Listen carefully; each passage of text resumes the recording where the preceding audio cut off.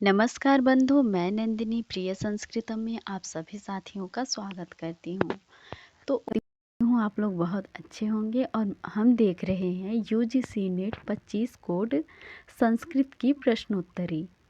इससे पहले हमने कुछ कक्षाओं में 2023 जून की जो है प्रश्नोत्तरी देखी हैं और उसके बाद की भी अब तक जो है जून के बाद की भी जितनी भी प्रश्न पत्र हमारे हुए हैं संस्कृत के, उन सबको हमने व्याख्या करा है। बाकी अभी हम जून का कर रहे हैं, 2023 जून का। इसके बाद हम क्रमशः इसके पहले का जो भी प्रश्न पत्र है उसको विवेचित करते हुए जाएंगे। तो पहले इस भाग में हम जो है 31 नंबर प्रश्न से यहाँ तक हमने 30 नंबर प्रश्न तक देखा था। अब हम 31 नंबर प्रश्न से देखेंगे। तो बहुत विलंब न करते हुए चलिए हम अपने प्रश्नोत्तरी शुरू करते हैं। तो इस प्रश्न में 31 नंबर प्रश्न में पूछा गया है, निम्नलिखितेषु कुंतकानुसारम वक्रतायाः भेदौ न भवतः। अर्थात हमारे जो कुंतक जी हैं आचार्य, ये काव्य शास्त्रीय आचार्य हैं, तो इनके अनुसार वक्रता के भेद जो हैं तो उनमें कौन से परिगणित नहीं हैं। तो सबसे पहले हम देखते हैं कि वक्रता के उनके अनुसार भेद कितने हैं और कौन कौन से हैं। यदि हम देख लेंगे कि कितने हैं और कौन कौन से हैं तो हमें पता चल जाएगा कि इसमें कौन सा विकल्प जो है भेद नहीं है वक्रता का। तो चलिए देखते हैं। आचार्य कुंतक जो है वो वक्रता के 6 भेद मानते हैं। कौन कौन से? वर्ण विन्यास वक्रता, पद पूर्वार्ध वक्रता, प्रत्ययाश्रित वक्रता, वाक्य वक्रता, प्रकरण वक्रता और प्रबंध वक्रता। तो यहाँ पर हमारा जो है रस वक्रता और अर्थ विन्यास वक्रता, ये दो नहीं है। प्रकरण और वाक्य वक्रता तो हमारे जो है कुंतक जी वक्रता के भेद में मानते हैं, लेकिन बी और डी जो है वो वक्रता का भेद नहीं है। बी और डी, इसलिए हमारा दूसरा विकल्प जो है वो सही हो जाएगा इस प्रश्न का। बाकी हम एक बार देख लेते हैं कि इनके क्रमशः क्या नाम है। तो वर्ण विन्यास वक्रता, पद पूर्वार्ध वक्रता, प्रत्ययाश्रित वक्रता, वाक्य वक्रता, प्रकरण वक्रता और प्रबंध वक्रता। पद पूर्वार्ध वक्रता जो है वह आपका 9 प्रकार का है। कौन कौन सा? रूढ़ि, पर्याय, उपचार, विशेषण, संवृत्ति, वृत्ति, लिंग, क्रिया, प्रभृति। और रूढ़ि का उदाहरण है रामोस्मि सर्वम सहे। पर्याय का उदाहरण है वामम कच्चलवद। इसके बाद उपचार का उदाहरण है हस्तापचेयम यशः। और प्रत्ययाश्रित वक्रता जो है इसके आपके 6 भेद हैं। उसके बाद प्रत्ययाश्रित वक्रता के 6 भेद कौन कौन से हैं? काल वैचित्र्य, कारक वैचित्र्य, संख्या वैचित्र्य, पुरुष वक्रता, उपग्रह वक्रता, प्रत्यय विहित प्रत्यय वक्रता। और प्रकरण वक्रता आपका जो है वो प्रकरण वक्रता का उदाहरण है रामायणे मारीच, अर्थात रामायण में मारीच आदि का जो वृत्तांत है ये प्रकरण वक्रता का है। इसके बाद आपके प्रबंध वक्रता का उदाहरण है राम आदिवद वर्तितव्यम न रावण आदिवद। तो इस तरीके से हमारे वक्रता के आचार्य कुंतक जी ने वक्रोक्ति जीवितम में 6 भेद बताए हैं और उनके भेदों पर भेद और नामों को भी हमने देखा। अब हम अगले प्रश्न की ओर बढ़ते हैं। अगला प्रश्न है हमारा, यदि हमारा प्रश्नोत्तरी करने में कुछ त्रुटि हो रही हो तो वो भी आप हमें कमेंट करें, हम उसको सुधारने की कोशिश करेंगे। तो 32 नंबर प्रश्न में पूछा गया है, समुद्रगुप्तस्य प्रयाग स्तंभ लेखात् ज्ञायते यत् सः आर्यावर्तस्य निम्नांकित संख्याकान् शासकान् पराजितवान्। अर्थात जो समुद्रगुप्त है उनके द्वारा प्रयाग स्तंभ लेख के अनुसार आर्यावर्त के निम्नलिखित में से कितने संख्या पूछा है ना, कितने शासकों को पराजित किया गया है। तो जो आर्यावर्त के राजा हैं उनमें 9 राजाओं को पराजित किया गया है उत्तर में, और दक्षिण में 12 राजाओं को पराजित किया गया है। तो इस प्रश्न का तो हमारा सही विकल्प तीसरा हो जाएगा। बाकी हम देख लेते हैं कि ये 9 राजा थे कौन कौन। तो अच्युत थे, नागसेन थे, गणपति नाग थे, रुद्रदेव थे, मटिला थे, चंद्रवर्मन थे, नागदत्त थे और बालवर्मन। ये राजा थे जो आर्यावर्त में पराजित हुए थे। तो इस तरीके से इस प्रश्न का हमारा तीसरा विकल्प सही हो जाएगा। अब हम अगला प्रश्न जो है 33 नंबर का प्रश्न। 33 नंबर में क्या पूछा गया है, मनुस्मृतेः टीकाकारौ स्तः। मनुस्मृति के टीकाकार कौन हैं? तो यहाँ पर मनुस्मृति के टीकाकार आपके एक तो हो जाएंगे कुल्लुक भट्ट जी। कुल्लुक भट्ट जी ने मनमर्थ मुक्तावली टीका लिखी है। इसके बाद आपके हो जाएंगे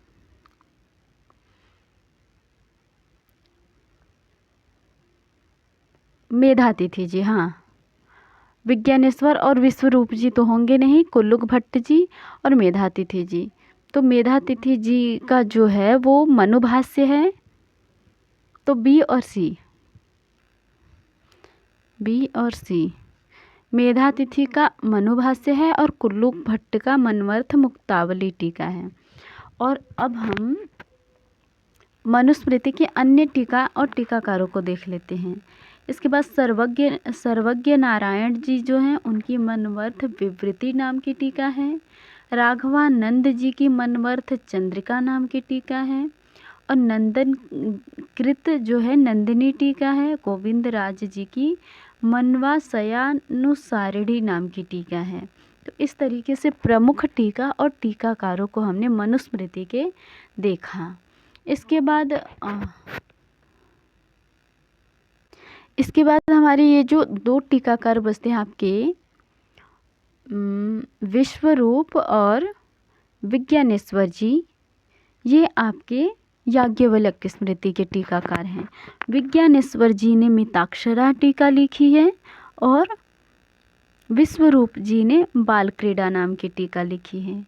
इसके बाद अन्य याज्ञवल्क्य स्मृति के टीकाकारों को भी देख लेते हैं। अपरादित्य जी ने अपरार्क टीका, शूलपाणी जी ने दीप कलिका टीका, मित्र मिश्र जी ने वीर मित्रोदय नाम की टीका लिखी है और अपरार्क जी ने याज्ञवल्क्य धर्मशास्त्र निबंध नाम की टीका लिखी है। तो इस तरीके से इस प्रश्न का हमारा दूसरा विकल्प जो है सही है। अब हम अगले प्रश्न की ओर बढ़ते हैं। अगला प्रश्न है हमारा 34 नंबर।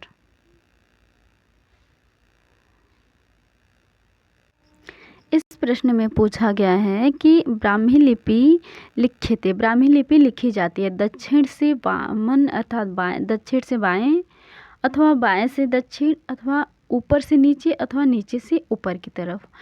तो हमारी जो ब्राह्मी लिपि है उसके विषय में यह प्राप्त होता है कि यह लिपि उसी प्रकार बाईं ओर से दाईं ओर लिखी जाती थी जैसे उनसे निकली हुई आजकल की लिपियाँ। ललित विस्तर में लिपियों के जो नाम गिनाए गए हैं उनमें ब्राह्मी लिपि का नाम भी मिला है। और इस लिपि का सबसे पुराना रूप अशोक के शिलालेखों में ही मिलता है। इस लिपि का जो है सबसे पुराना स्वरूप जो है आपका अशोक के शिलालेखों में मिलता है। बौद्धों के प्राचीन ग्रंथ ललित विस्तर में जो उन 64 लिपियों के नाम गिनाए गए हैं जो बुद्ध को सिखाई गई, उनमें नागरी लिपि का नाम नहीं है और ब्राह्मी लिपि का नाम है। ललित विस्तर का चीनी भाषा में अनुवाद 308 ईस्वी में हुआ था और जैनों के पन्नवड़ा सूत्र और समयांग सूत्र में 18 लिपियों के नाम दिए गए हैं, जिनमें पहला नाम बम्पी अर्थात ब्राह्मी है। उन्हीं के भगवती सूत्र का आरंभ नमो बम्पीये लिपिये ब्राह्मी लिपि को नमस्कार से होता है। तो इस तरीके से इस प्रश्न का हमारा जो है दूसरा विकल्प सही हो जाएगा। बाएं से दाएं की तरफ लिखी जाती है ब्राह्मी लिपि आपकी। अब हम अगले प्रश्न की ओर बढ़ते हैं। अगला प्रश्न है हमारा 35 नंबर। 35 नंबर प्रश्न में कौटिल्य अर्थशास्त्रानुसारेण राज्यस्य राज्यस्य द्वे अंगे स्तः। राज्य के दो अंग कौन कौन से हैं? तो कौटिल्य के अर्थशास्त्र के अनुसार राज्य के जो है आपके मुख्य रूप से 7 अंग हैं। कौन कौन से? राजा, अमात्य, जनपद, दुर्ग, कोष, दंड, सेना। तो अमात्य और कोष ये आपके आ जाएंगे। तो बी और सी, इस प्रश्न का बी और सी पहला विकल्प जो है आपका सही हो जाएगा। बाकी पुरोहित और दूत ये आपके राजा के 7 अंगों के अंतर्गत नहीं आते हैं। बाकी हम 7 अंगों का थोड़ा सा हम संक्षिप्त परिचय देख लेते हैं। 7 अंगों में सबसे पहले राजा है। राजा को 4 प्रकार की शिक्षा, त्रयी वार्ता अथवा त्रयी वार्ता, अन्वीक्षकी और दंड नीति में दक्ष होना चाहिए। उसके बाद अमात्य है दूसरा अंग।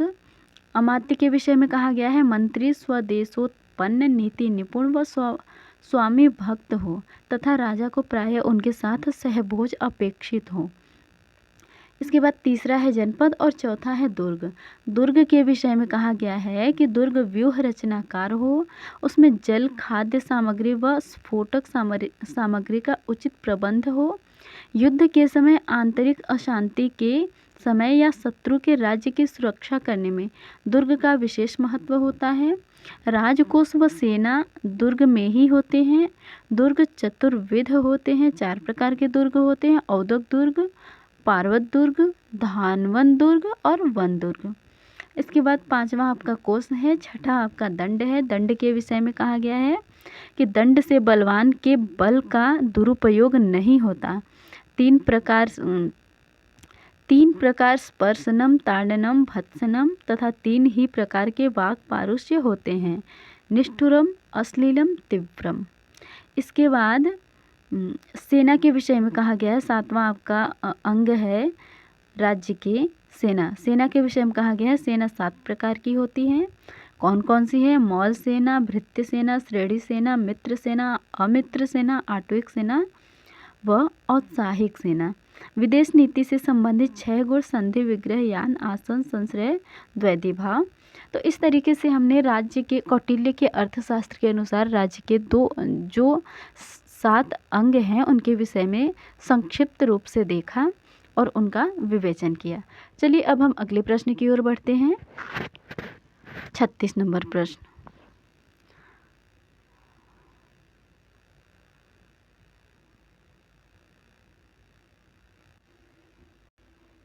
इस प्रश्न में पूछा गया है कि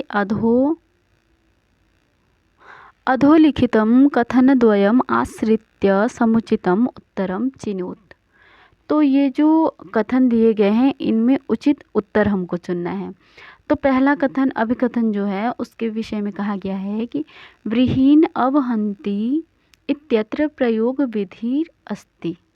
इसके अंतर ये जो है प्रयोग विधि का उदाहरण है। यह आपका जो है प्रश्न आया हुआ है अर्थ संग्रह से।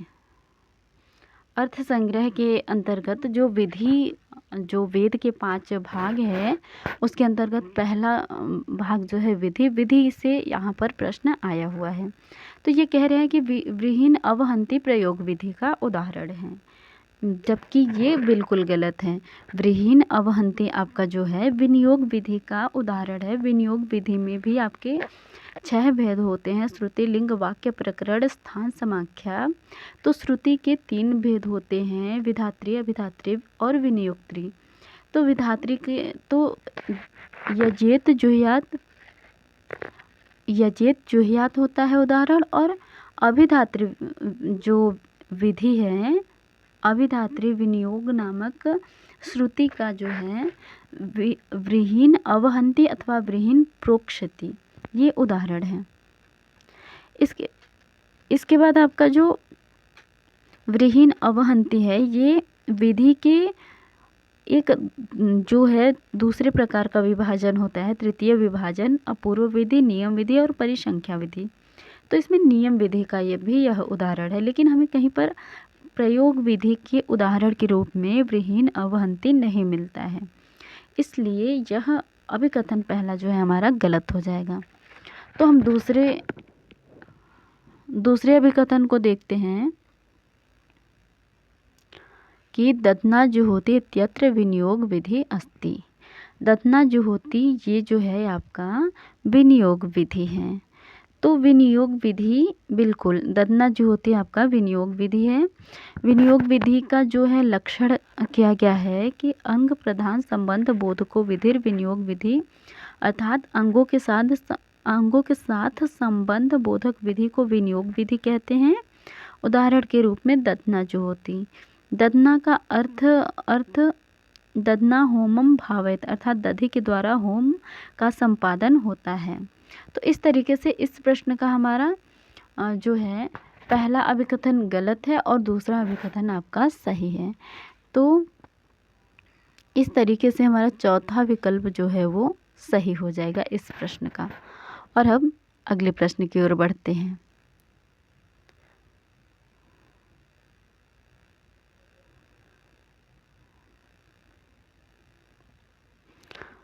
और हाँ, यहाँ पर जो हमने ये जो व्रीहिन अवहंती है, ये पहले तो विधि के 3 प्रकार से विभाजन होते हैं। पहले विभाजन में विधि उत्पत्ति विधि, गुण विधि और विशिष्ट विधि, पहले विभाजन में। और उत्पत्ति विधि का उदाहरण है अग्निहोत्रम जुहुयात् स्वर्ग कामः, और गुण विधि का दधना जुहोति। उसके बाद विशिष्ट विधि का सोमेन यजेत। दधना जुहोति आपका गुण विधि और विनियोग विधि दोनों का उदाहरण है। इसके बाद दूसरा विधि का विभाजन जो होता है वो 4 प्रकार से होता है। उत्पत्ति विधि, विनियोग विधि और अधिकार विधि, इसके बाद प्रयोग विधि। उत्पत्ति विधि का उदाहरण है अग्निहोत्रम जुहोति, विनियोग विधि का उदाहरण है दधना जुहोति, अधिकार विधि का उदाहरण है यजेत स्वर्ग कामः, और प्रयोग विधि का उदाहरण है दर्श पूर्णमासाभ्याम स्वर्ग कामो यजेत। इसके बाद तीसरा विभाजन आपका जो है विधि का अपूर्व विधि, नियम विधि और परिसंख्या विधि। तो अपूर्व विधि के विषय में कहते हैं यजेत स्वर्ग कामः, नियम विधि के विषय में कहते हैं व्रीहिन अवहंती, और परिसंख्या विधि के विषय में कहते हैं पंच नखा भक्ष्या। तो इस तरीके से थोड़ी बहुत चर्चा संबंधित तथ्यों की हो गई। अगला प्रश्न है हमारा 37 नंबर प्रश्न में ज्ञान यज्ञ भाष्यस्य कर्ता कः। ज्ञान यज्ञ भाष्य के भाष्यकार कौन है? तो सायण जी तो आपके हैं नहीं, गोविंद देव जी भी नहीं है, अनंत देव जी भी नहीं है आपके।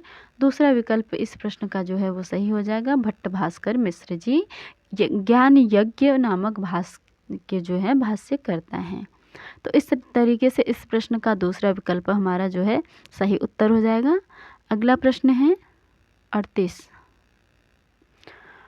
नंबर प्रश्न में जो है यह प्रश्न नाट्यशास्त्र से संबंधित है।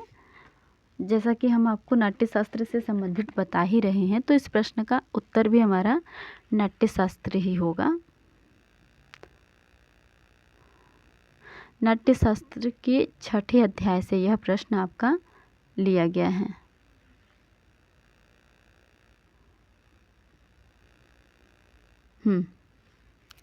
प्रश्न में कहा गया न हि रसादृशे कश्चिद अर्थ प्रवर्तते इति कस्मिन् ग्रंथे मूलतः प्राप्यते। यह मूल रूप से किस ग्रंथ में प्राप्त होता है? तो यह जो है आपका एक श्लोक है रस निरूपण के विषय में, नाट्यशास्त्र के 6ठे अध्याय में। वहाँ पर कहा गया है कि तत्र रसानेव तावदावभिव्याख्यास्यामः न हि रसादृशे कश्चिद अर्थः प्रवर्तते। तो सबसे पहले ये जो है हम रसों की ही विशेष व्याख्या करेंगे, क्योंकि रस के बिना जो है ये कहते हैं कि रस के बिना नाट्यांग रूप अर्थ की प्रवृत्ति नहीं होती है, अतः सर्वप्रथम उसका ही निरूपण करना आवश्यक है। उसके बाद रस सूत्र की जो है परिभाषा करते हैं कि तत्र विभाव अनुभाव व्यभिचारी भाव संयोगाद रस निष्पत्ति। तो इस प्रकार से आपका जो है यह प्रश्न जो है नाट्यशास्त्र से मूल रूप में यह पंक्ति जो है नाट्यशास्त्र में प्राप्त होती है, और इस प्रश्न का दूसरा विकल्प जो है सही हो जाएगा। और और रस सूत्र भरत जी का रस सूत्र नाट्यशास्त्र आचार्य भरत मुनि का है और उन्हीं का रस सूत्र भी है। इसी रस सूत्र की अलग अलग व्याख्या अलग अलग रसवादी आचार्यों ने करी हैं। तो इनका रस सूत्र जो है पूछा जाता है तो तत्र विवाह अनुभव व्यभिचारी संयोगाद रस निष्पत्ति ही, इसे आप लोग ध्यान रखें। तो अब हम अगले प्रश्न की ओर बढ़ते हैं। अगला प्रश्न है हमारा 29 नंबर का।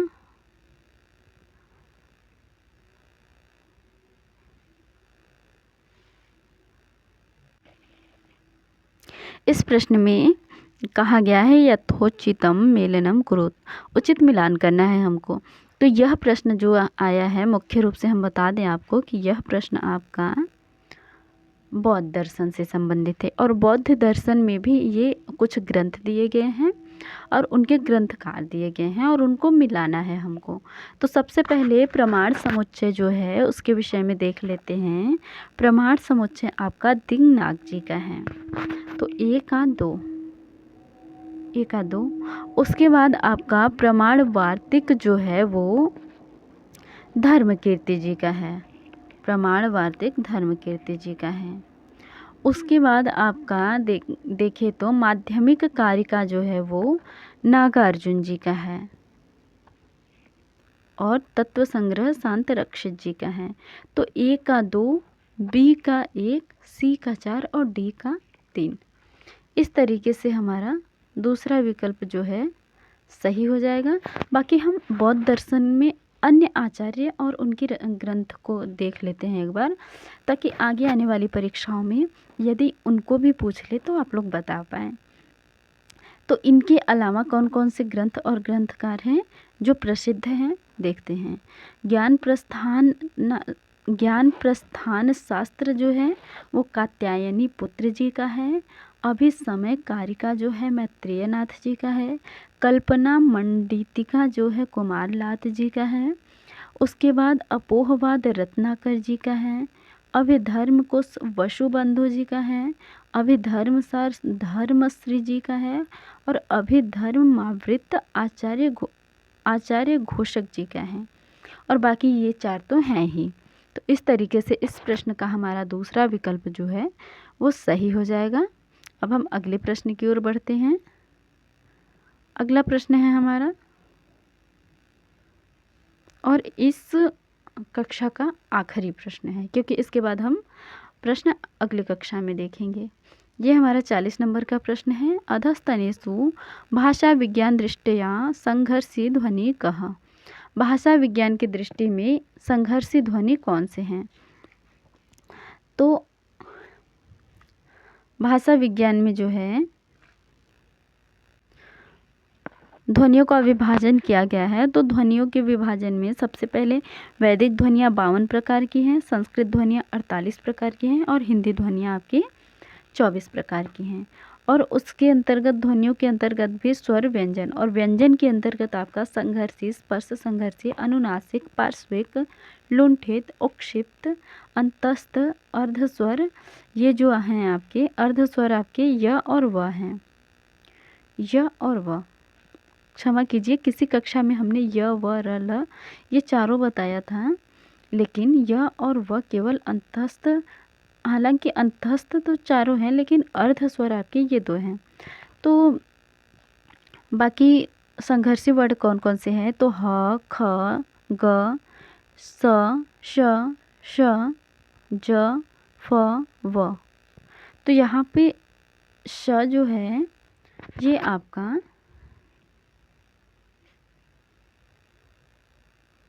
संघर्षी वर्ड हैं, संघर्षी ध्वनि है।